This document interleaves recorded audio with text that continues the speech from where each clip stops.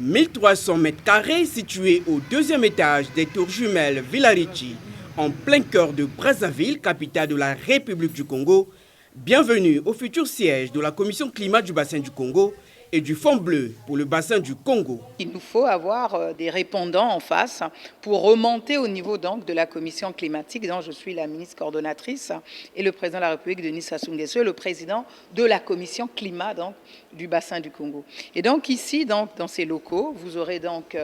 d'un côté tout ce qui est finance, avec tous ceux qui vont accompagner la banque, suivre ce que la banque va nous proposer dans le cadre du plan d'investissement, et puis l'administration de la commission climat du bassin du Congo, celle qui organise les décisions, les instances qui se tiennent, l'instance des chefs d'État, précédée par l'instance des ministres, précédée par la section des experts, et au quotidien le suivi donc des différents dossiers. Et puis nous avons également maintenant un partenariat avec deux autres bassins, le bassin de l'Amazonie, le bassin du Bornéo-Mekong, l'Asie du Sud-Est. Femme d'État et de Torrent, la ministre coordinatrice technique de la commission climat du bassin du Congo, Arlette Soudan-Nono, est venue constater cette phase d'installation de ces institutions sous-régionales de l'Union africaine. Il nous faut maintenant commencer à accélérer un peu nos différentes structures d'installation.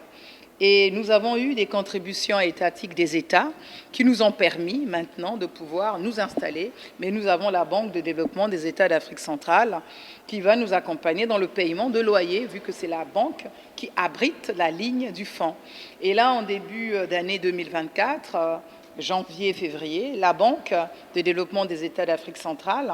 et moi-même, la ministre coordonnatrice, plus l'UCN, l'Union internationale de la conservation de la nature, et la Banque mondiale et le Programme des Nations unies pour le développement, nous allons faire la tournée des 17 pays du bassin du Congo pour justement présenter le plan d'investissement à nos chefs d'État qui est évalué, chiffré à 10 milliards de dollars, afin que nous allions maintenant en septembre 2024 à la conférence des bailleurs de fonds, la table ronde des bailleurs de fonds. Brazzaville va aussi abriter le siège de la radio-télévision du bassin du Congo, dont les travaux de construction sont en cours. Chantier visité récemment par la ministre Arlette Soudan-Nono.